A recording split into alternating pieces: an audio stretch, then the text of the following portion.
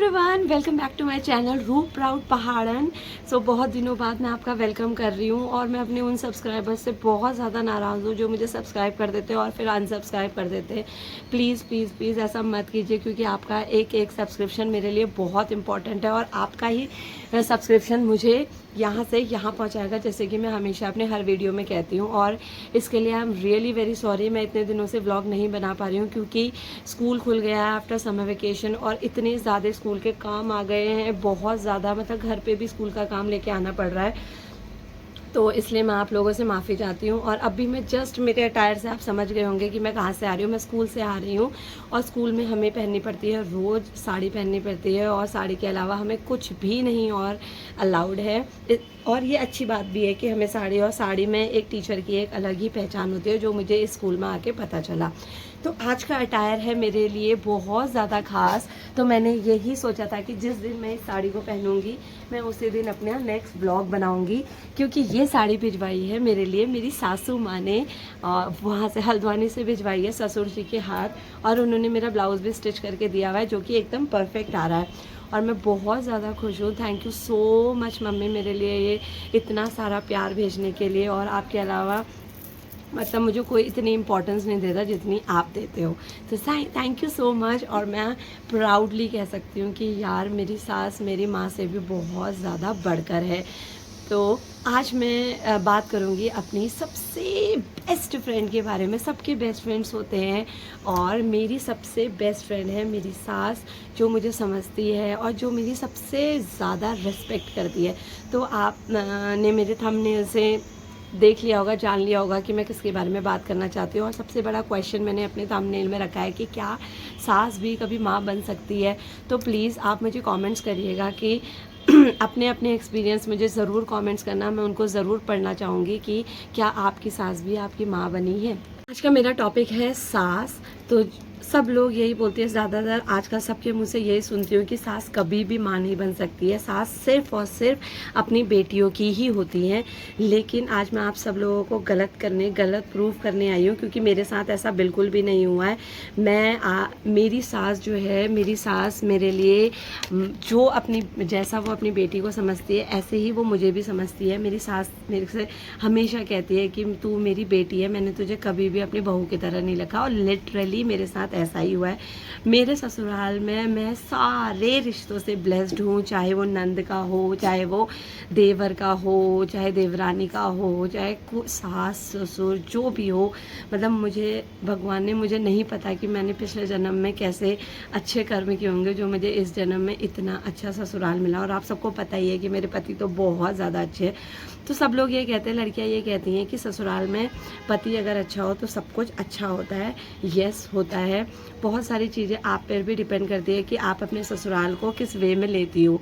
तो आजकल लड़कियों का क्या थिंकिंग है, मैं आजकल क्या हमेशा से लड़कियों की क्या थिंकिंग है कि वो यही है कि वो ससुराल में सिर्फ अपने पति को अपना बना लेती है, लेकिन वो बाकी और जो सदस्य हैं उनको अपना नहीं बना पाती है। वो सारा का सारा एक एफ़र्ट, अपने सारा जो एफ़र्ट है 100% एफ़र्ट वो सिर्फ और सिर्फ अपने हस्बैंड में लगा देती है। और मैं सबको यही कहते हुए सुनती हूँ, मेरा हस्बैंड मेरा हस्बैंड मेरा हस्बैंड, बस यही कहती हूँ, सुनती हूँ। और उन पर वही एक हस्बैंड के ऊपर वो सारे मतलब सब कुछ थोप देती हैं, सब कुछ एक्सपेक्टेशन भी उसी से ही होती है। लेकिन ऐसा कुछ नहीं है। मैं आज बताऊंगी कि कैसे मेरी सास मेरी माँ बनी है। मैंने अपनी सास के लिए कुछ भी अलग से नहीं किया, लेकिन मेरी सास ने मेरे लिए मतलब beyond the expectation, beyond the limitation मेरी सास ने मेरे लिए किया है। मैं अपनी सास की कोई तारीफ़ नहीं कर रही, थू हम दोनों को किसी की नज़र ना लगे। लेकिन मैं अपने मायके में हमेशा प्राउड होके जाती हूँ कि मम्मी, और उनको हमेशा थैंक यू करती हूँ कि मम्मी आपने मुझे इतना इतना अच्छा ससुराल दिया है। और कभी कभी तो मुझे सुनकर रोना भी आ जाता है कि हे भगवान, मेरे परिवार को किसी की नज़र ना लगे और आपने मुझे इतना अच्छा परिवार दिया है, इतना लविंग हस्बैंड दिया है, इतनी लविंग सासू माँ दी है। और मैं अपने हस्बैंड से कहती हूँ कि यार मैं तुम्हें इतनी इंपॉर्टेंस नहीं देती हूँ जितनी मैं अपनी सास को देती हूँ। मेरे लिए मेरी सास सबसे ऊपर है और उसके बाद है मेरे पति और उसके बाद है मेरा पूरा ससुराल। तो मैं आपको बताती हूँ कि कैसे मेरी सास मेरी माँ बनी। के व्लॉग में मैं आपको बहुत ज़्यादा बोर करूँगी, लेकिन मैं आज के व्लॉग में अपने दिल की पूरी बात कहना चाहती हूँ। मैं ये सब कहना चाहती थी मम्मी और पापा जी की 50th एनिवर्सरी में, लेकिन कुछ रीज़न की वजह से वो नहीं हो पाई। मैंने बहुत सारा सोचा था कि मैं ऐसा करूँगी, वैसा करूँगी, और मम्मी और पापा जी के लिए मैं बहुत कुछ कहूँगी। मतलब एक मैंने इतना बड़ा चिट्ठा भी तैयार कर लिया था जहाँ पर मैं मम्मी के लिए और पापा जी के लिए बहुत कुछ कहती, लेकिन बाय गॉड्स ग्रेस मुझे एक ऐसा प्लेटफॉर्म मिला जहाँ मुझे पूरी दुनिया सुन सकती है। मेरा हज़ारों करोड़ों लोग मुझे सुन रहे होंगे, और मैं उन सब के बीच में बताना चाहती हूँ कि मैं कितनी ज़्यादा हैप्पी हूँ अपने ससुराल में आके, और मुझे इतनी खुशी हुई है कि शायद मुझे कभी नहीं हुई होगी। तो आजकल सब लड़कियां कहती हैं कि यार शादी जो है आप अपने सारे मज़े कर लो, सब कुछ लाइफ एंजॉय कर लो, और उसके बाद जब आपके पास कुछ ना रह जाए तो आप शादी कर लो। लेकिन ऐसा कुछ भी नहीं है। शादी is the bestest thing happen to me. और मेरी कम उम्र में ही शादी हो गई थी, क्योंकि मुझे शादी करने का भूत था। मम्मी से बोलती थी मम्मी मेरी शादी कर दो प्लीज़ प्लीज़ प्लीज़, क्योंकि मुझे सिंदूर लगाने का बहुत ही ज़्यादा शौक़ था, और मैं शादी के बाद भर भर के सिंदूर लगाती थी। तो कुछ ऐसे हुए सबकी, मेरी फ्रेंड्स लोगों की अभी तक मेरी फ्रेंड्स लोगों की शादी हो ही रही है, लेकिन मेरी शादी हो गई थी बहुत छोटी उम्र में, और वो मेरे ही खुद के डिसीजन से हुई थी कि मैंने बोला मम्मी प्लीज़ शादी कर दो प्लीज़ प्लीज़ मेरे।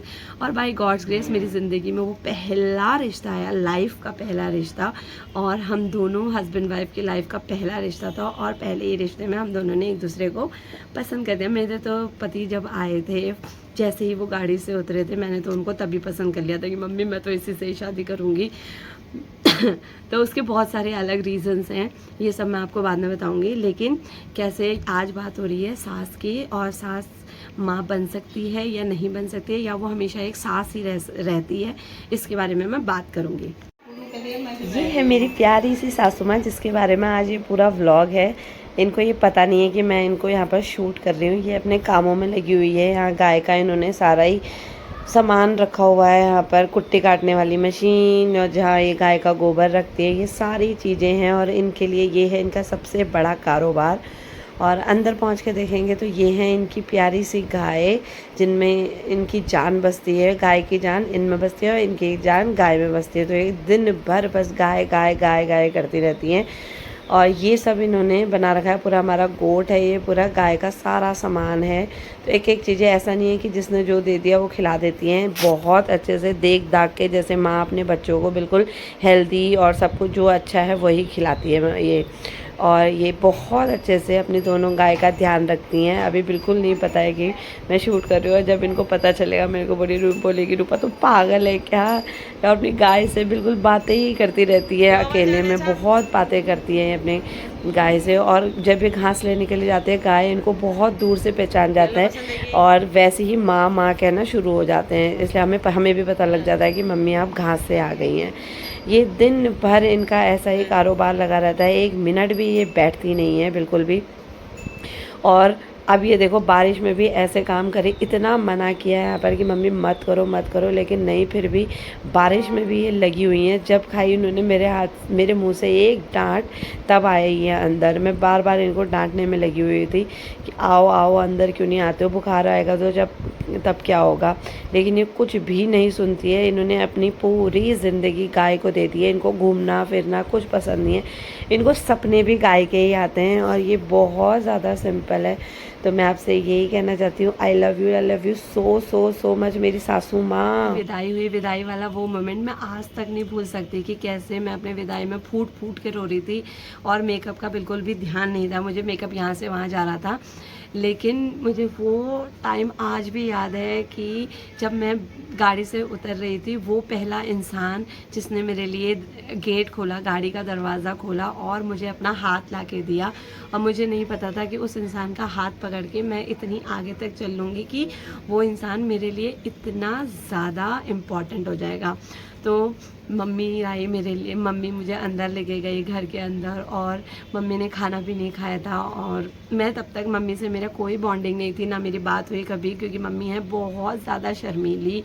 और उसी दिन ही हुआ, उसी दिन मैं विदाई करके आई, और मम्मी मेरे लिए, मैं रो रही थी अंदर, कमरे में, और मम्मी मेरे लिए खाना परोस के लाई, इतना सारा खाना लेके आ गई प्लेट में और मेरे सामने बैठ गई कि तू खा, तो प्लीज़ खा खा। लेकिन आपको भी पता है कि विदाई के बाद किसका मन करता है खाने का, कि जब हम अपने मायके को छोड़ के आ जाते हैं और ससुराल का वो पहला दिन, पहला टाइम कैसे हम खा सकते हैं। तो मैंने बोला मैं नहीं खाऊंगी, तो मम्मी ने मुझे ज़्यादा वो नहीं किया, कि फोर्स भी नहीं किया कि तू खा ले। और बाद में आया हमारा क्या बोलते हैं, महिला संगीत आई, फिर रिसेप्शन आया। तो महिला संगीत और रिसेप्शन में जब तक मैं रेडी नहीं हुई, जैसे ही मैं रेडी हुई मम्मी ने मुझे अपने पास बिठा लिया और वो मुझे बहुत देर तक ऐसे ही देखती रही। मुझे आज भी वो दिन अच्छे से याद है कि कैसे मम्मी मेरे सामने ही बैठी थी और मुझे देखती रही। और जब महिला संगीत में सब लोग मुझे टीका लगाने के लिए आ रहे थे और सब लोग जब मेरी तारीफ़ कर रहे थे कि तुम्हारी बहू ऐसी है वैसी है, तो मम्मी इतनी प्राउड फील कर रही थी। और मुझे मम्मी ने दूसरे दिन बताया कि सब लोग तेरे बारे में ऐसा कह रहे थे। लेकिन तब तो मैंने कुछ बॉदर नहीं किया, कुछ भी नहीं, क्योंकि मेरे लिए बाहर वालों से ज़्यादा मेरे अपने घर के लोग इम्पॉर्टेंट होते हैं कि वो मेरे बारे में क्या सोचते हैं। तो धीरे धीरे अब शादी का टाइम था, मम्मी मुझे कोई काम नहीं करने देती थी, कुछ भी नहीं, हाथ नहीं लगाने देती थी। और मैं अगर सुबह 4 बजे उठ जाऊँ तो सबसे पहले मेरे वो कमरे का वो कुंडी लगा देती थी कि नहीं तुझे अभी उठने की क्या ज़रूरत है। तो मम्मी मुझे ऐसे ही मुझे बहुत ज़्यादा लाड़ प्यार में रखती थी। फिर क्या हुआ, फिर ऐसे ही समय बीतता गया। मेरी मम्मी की हैं गाय, उनको जैसे अब मेरी हॉबी है टीचिंग, ऐसे ही मेरी सास की हॉबी है। मैं उनको कभी भी सास नहीं कहती हूँ, मैं हमेशा उनको सिर्फ़ और सिर्फ मम्मी कहती हूँ। जैसे वो मेरे हस्बैंड की मम्मी है, ऐसे ही वो मेरी भी मम्मी है। तो मैं उनको कभी सास का तो मैंने कभी सोचा ही नहीं कि वो मेरी सास है, लेकिन हाँ वो मेरी माँ है। और मैं उनको बोलती हूँ, मैं अपनी मम्मी से भी बोलती हूँ, मम्मी मैं आपसे कोई बातें शेयर नहीं करती होंगी, लेकिन मैं अपनी सास से अपने दिल की सारी बात मैं शेयर करती हूँ। मैं उनसे कोई भी टॉक्स कर सकती हूँ, कुछ भी फ्रेंडली टॉक्स जो एक फ्रेंड्स में होती हैं, तो मैं कुछ भी कह सकती हूँ A to Z। मतलब मम्मी ने मुझे छोड़ा हुआ है फ्री कि तू मेरे से कुछ भी कहना। तो एक दिन क्या हुआ, मैं वो वाली बात बताते, मेरी नई नई शादी हुई थी और उस बात को मतलब मुझे इतनी हंसी आती है, इतना अजीब सा लगता है। मैं ये पूर्वित के पापा और मम्मी कमरे में बैठे हुए थे मेरे, और मैं गई हुई थी वॉशरूम और अपना फ़ोन मैंने बेड पे छोड़ के चली गई थी, ऐसे ही छूटा हुआ था। और जैसे ही मैं थोड़ी देर बाद वॉशरूम से आई और एकदम से इन्होंने बोला कि मम्मी तेरी बुआरी आ गई। तो मम्मी जैसे ही मेरा फ़ोन है हाथ में लिया तो मम्मी झटके से मम्मी ने ऐसे रख दिया। उस दिन को मैं कभी भी नहीं भूल सकती। मतलब मुझे ऐसा फील हो रहा था कि यार जो मुझे करना चाहिए वो मेरी सास कर रही है, और मुझे उस दिन ऐसा फील होता है यार मैं हूँ सास और वो है बहू। तो ऐसा ही कुछ मम्मी मेरे साथ करती थी। मतलब मेरे से बहुत ज़्यादा शर्म आती थी, लेकिन मैं ही उनके पास बार बार जाती थी और मैं उनके साथ ऐसे ही जैसे अपनी मम्मी के साथ सोती हूँ, ऐसे ही उनके हाथ में वो ऐसे हाथ रख के उनको अंगाव डाल के ऐसे ही मैं उनके साथ सोती हूँ, और आज भी मैं ऐसे ही रहती हूँ उनके साथ।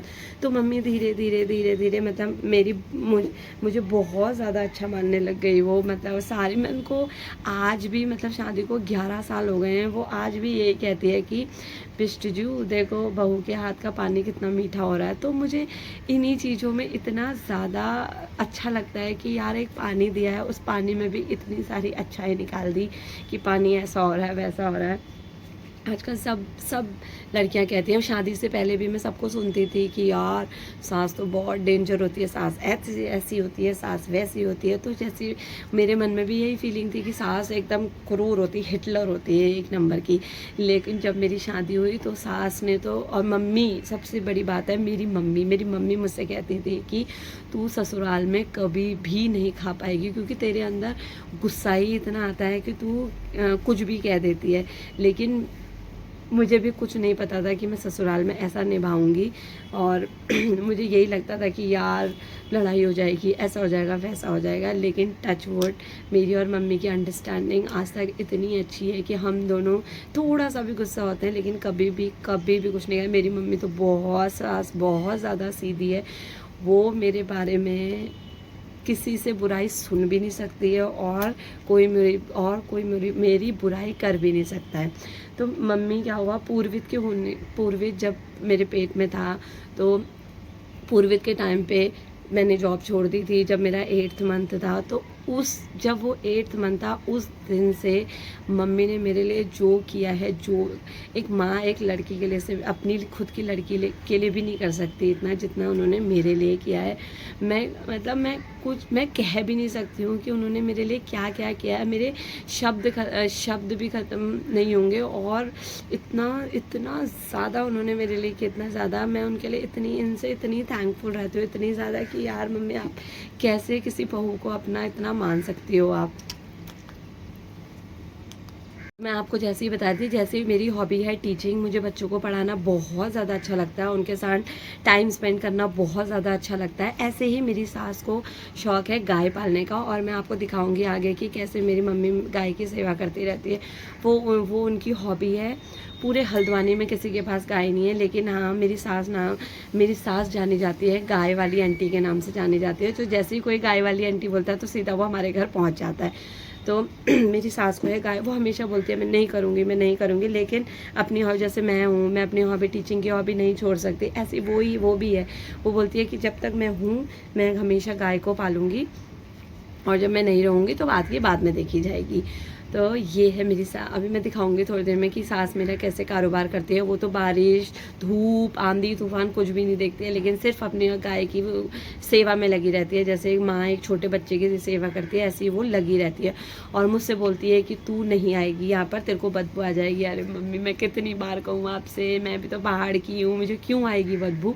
तो वो समझती ही नहीं है, और वो मुझे गाय के गोठ में आने ही नहीं देती है।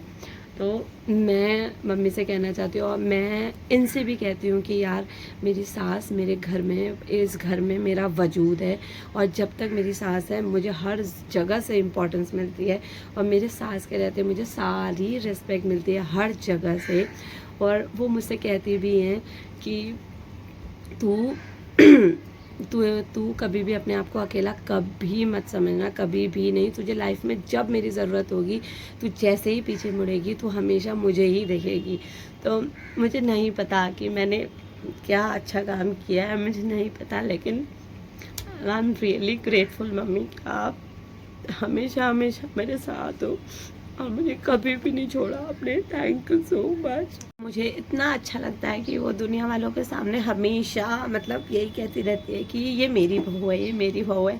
और वो सुन के मतलब लाइफ में सक्सेस तो आपको मिल जाते हैं, लेकिन असली सक्सेस जब आपको आपके परिवार वाले इम्पोर्टेंस देते हैं, आपकी रिस्पेक्ट करते हैं, और आपका 4 लोगों के बीच में आपका नाम लेते हैं, तो वो है सबसे सबसे सबसे बड़ी जीत। और जो मुझे मिली है, मुझे नहीं पता, मुझे लेना देना भी नहीं है कि बाहर से मुझे रिस्पेक्ट मिले नहीं मिले, लेकिन मुझे मेरी फैमिली से बहुत बहुत बहुत ही ज़्यादा रिस्पेक्ट मिलती है। और thank you so much God मुझे बनाने के लिए, और मुझे इतनी अच्छी फैमिली देने के लिए, मेरा इतना अच्छा मायका देने के लिए, इतना अच्छा ससुराल देने के लिए। और मम्मी मैं एक दिन भी नहीं सो सकती हूँ आपके बिना, और हर दिन भले ही हम दोनों फ़ोन पे कभी बात ना कर रहे हो, लेकिन मुझे ये पता है एक दिन जब मैं उनको फ़ोन करती हूँ तो 3 घंटे लगा देती हूँ बात करने में, और मैं उनको सारी बातें बताती हूँ एज ए फ्रेंड जैसे हम बताते हैं। और मैं उनसे सब कुछ शेयर करती हूँ, सब कुछ। और मुझे कुछ भी चाहिए होता है, छोटी से छोटी चीज़, तो वो मेरे से बोलती है कि मैं भिजवा दूँगी तेरे लिए। मतलब वो ऐसा करती है कि हल्द्वानी से हमारे लिए आटा चावल भी वही भेजती हैं। मेरे से बोलती है तुझे लेने की कोई ज़रूरत नहीं है, मैं हूँ ना तेरे लिए, तो मैं भिजवा दूँगी, तू मेरे से बस बोलियो तुझे कितना चाहिए। और तो मैं बोला मम्मी यार आप हर चीज़ आप ही भिजवाओगे क्या। लेकिन मैं उनको रोकती भी नहीं हूँ, क्योंकि इसमें उनका प्यार है। So thank you so much my ससुराल। और मैं इतने प्राउडली बोल सकती हूँ कि येस मैं बेस्ट फैमिली की बहू हूँ। और लड़कियों प्लीज़ प्लीज़ प्लीज़ मैं आपसे ये कहना चाहती हूँ कि यार अगर आपकी शादी हो जाती है तो जैसे इम्पोर्टेंस आप अपने हस्बैंड को देते हो, सेम रिस्पेक्ट एंड इम्पोर्टेंस आप अपने ससुराल वालों को भी दो यार। जैसे हस्बैंड आपके लिए न्यू न्यू होता है, आप हस्बैंड को अपना लेते हो, ऐसे ही यार ससुराल वालों को भी टाइम दो, उनको भी समझो, उनकी तरफ भी जाओ और उनको भी अपना फैमिली मेम्बर बनाओ। और मुझे बिल्कुल अच्छा नहीं लगता कि कोई भी लड़की अपने सास ससुर के बारे में कुछ भी गलत कह रही हो। मैं कहती हूँ उन लोगों से कि यार अगर कभी मेरी बात होती है मेरे फ्रेंड्स लोगों से, तो मैं उनसे बोलती हूँ यार प्लीज़ सास ससुर के बारे में कुछ मत बोला करो यार, तुम लोग अपना एफर्ट्स क्यों नहीं दिखाते हो, और तुम्हारी शादी हुई है, तुम सारा एफर्ट सिर्फ अपने अपने पति को ही दिखाते हो, लेकिन तुम उसका 1% एफर्ट भी अपने ससुराल की तरफ भी डालोगे तो ससुराल वाले भी तुम्हें अपना ही समझेंगे। लेकिन मेरे से सब कहते हैं कि ज़रूरी नहीं है कि तेरे साथ अच्छा हुआ है तो हमारे साथ भी अच्छा ही होगा। लेकिन मैं सबसे ये मेरा मैसेज ये है, मैं आज का मैसेज ये देना चाहती हूँ कि यार कभी ऐसा मत सोचो कि सास कभी माँ नहीं बन सकती है और बहू कभी बेटी नहीं बन सकती है, ऐसा कुछ भी नहीं है। आप अपनी सोच बदलो, सास भी माँ से बढ़कर बन सकती है, क्योंकि एट लास्ट बहू का असली घर तो उसका ससुराल ही होता है, और बहू भी बेटी बन सकती है अगर आप बहू को बेटी से बढ़कर इम्पोर्टेंस दो। तो मैं आप मैं दोनों सास और बहू से ये कहना चाहती हूँ कि यार अपने रिलेशन को इतना मजबूत बनाओ कि कभी ये सास बहू वाले कोई झगड़े हो ही ना, और एक फैमिली बहुत अच्छे से चल जाए। क्योंकि ये मैंने बहुत देखा है कि यार सास बहू के झगड़े में बेचारा पिस कौन जाता है, हस्बैंड। वो हस्बैंड बीच में फंस जाता है कि यार वो अपनी माँ की सुने या अपनी पत्नी की सुने। सो प्लीज़ उनको भी रिलीफ दो और अपनी ज़िंदगी अच्छी जियो, अपनी सास को समझने की कोशिश करो, अपने ससुराल को समझने की कोशिश करो। और सेम मैं उन सास ससुर से भी कहना चाहती हूँ यार प्लीज़ अपनी बहू को ब्लेम करना बंद कर दो। वो आपके वो आपके बेटे की बीवी है। आप जैसे इम्पोर्टेंस आपको अपने बेटे को देते हो वैसे इम्पोर्टेंस आप अपनी बहू को भी दो। आप अपने बेटे को इम्पोर्टेंस देते हो, बेटे के बच्चों को इम्पोर्टेंस देते हो, लेकिन जिसने वो बच्चे आपको दिए हैं, आप उसकी रिस्पेक्ट कहाँ गई है? तो मैंने किसी को कहते हुए सुना था कि औरत की कोई जात नहीं होती, औरत का कोई घर नहीं होता है। तो ये बहुत ज़्यादा गलत है। प्लीज़ लड़की मतलब अपना सब कुछ छोड़ के आ जाती है ससुराल के लिए, अपने पति के लिए, एक नई ज़िंदगी के लिए, तो उसको थोड़ा सा टाइम दो। आप क्या बोलते हैं, प्यार से सब कुछ सही हो सकता है। प्यार है तो सब कुछ है, प्यार नहीं है तो कुछ भी नहीं है। तो मेरे ससुराल में मैंने अपने ससुराल को समझा और ससुराल वालों ने मेरे को समझा, तो वो मुझे इतनी ज़्यादा रेस्पेक्ट करते हैं, मैं मतलब कुछ कह नहीं सकती। मतलब मम्मी ने मेरे ससुराल वालों ने मेरे लिए बियॉन्ड द लिमिटेशन करा है।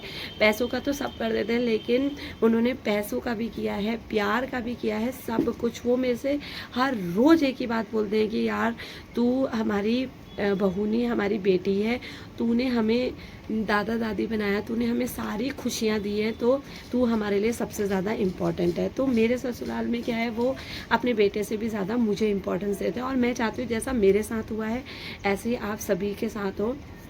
और प्लीज़ क्या पता, मैंने ये वीडियो इसलिए बनाई है, क्या पता मेरे इस वीडियो से, मेरे इस व्लॉगिंग से सबकी थोड़ा सा सोच चेंज हो जाए और एक न्यू सास बहू का रिलेशन सामने आ जाए। तो मैं तो अपना relation day by day stronger करती रहूँगी। और मैं तो मम्मी से कहती हूँ कि मम्मी जैसे आप हो मैं वैसे लाइफ में कभी नहीं बन पाऊँगी। और सबसे अच्छी बात मेरी सास की ये है कि वो मेरे मायके वालों के सामने, मेरे मम्मी पापा जब मेरे घर आते हैं तो उन्होंने एक दिन ऐसा हुआ कि उन्होंने मेरे मम्मी पापा से मेरी मम्मी कुछ एक एग्जाम्पल आया था कि जहाँ पर मेरे पापा ने बोला था कि समदिनी देखो मेरे बेटे ने मेरे लिए ये किया वो किया, मेरी बहू ने मेरे लिए ये किया। तो मेरे कहीं ना कहीं ये आ गया था कि हाँ बेटा ही सब कुछ है। लेकिन मेरी सास ने उनको उसी समय ऑन द स्पॉट दे दिया कि समदिनी तुम्हारा बेटा ही नहीं, तुम्हारी बेटी भी बहुत ज़्यादा अच्छी हैं, बहुत ही ज़्यादा अच्छी है। और जब वो मेरे घर आते हैं मेरे मम्मी पापा, वो मम्मी पापा को हमेशा मतलब हाथ जोड़ के ऐसे थैंक यू करते हैं कि तुमने यार हमें इतनी अच्छी बहू दी है, तुम्हारा बहुत बहुत ज़्यादा धन्यवाद। और मेरे मम्मी पापा के तो तब आंसू ही आ जाते हैं। और घर जाके जब वो फ़ोन पे मेरे से बोलते हैं कि तेरे ससुराल में आके हमें एक गर्व महसूस होता है। तो thank you so much my best family, मुझे और मेरे मम्मी पापा को इतनी रिस्पेक्ट देने के लिए। So I love you everyone. I love you जानू, I love you my whole best family. Thank you so much मेरी लाइफ में आने के लिए और मेरी ज़िंदगी को इतना अच्छा बनाने के लिए। और तभी मैं प्राउडली कहती हूँ कि शादी is the bestest thing happen to me. और आप भी ऐसी ही अपनी सोच बनाओ। शादी बहुत खूबसूरत त्यौहार नहीं, तोहफ़ा है, बहुत ही ज़्यादा खूबसूरत तोहफ़ा है। आप इसको हमेशा संजो कर रखना, हमेशा सजा कर रखना, तो ये आपको हर दिन खूबसूरत लगेगा, जैसे कि मैं इसको हर दिन खूबसूरत मानती हूँ। तो थैंक यू एवरीवन। और आई नो आज का व्लॉगिंग बहुत ज़्यादा बड़ा हो गया है और आप मुझे बोर हो गए होंगे मुझे सुनते सुनते, लेकिन मैंने अपने दिल की बात कह दी और शायद कहा मेरे दिल की बात मेरी सास तक पहुंच जाए, सबके पास पहुंच जाए और सबकी लाइफ भी बहुत ज़्यादा अच्छी हो जाए। तो thank you so much mummy मुझे इतनी सुंदर साड़ी देने के लिए। आज स्कूल में सब लोग मेरी बहुत ज़्यादा तारीफ़ कर रहे थे और मैंने उनको बार बार यही बोला ये मेरी सास ने भेजा, मेरी सास ने भेजा। तो वो भी बोल रहे थे कि यार तू कितनी ब्लेस्ड है। तो थू थू थू थू थू थू थू जाओ, मेरे को किसी की नज़र ना लगे। तो thank you everyone, bye everyone, love you all. और प्लीज़ मुझे सब्सक्राइब करके अनसब्सक्राइब मत करो, प्लीज़ प्लीज़ प्लीज़, हाथ जोड़ के आपसे रिक्वेस्ट है।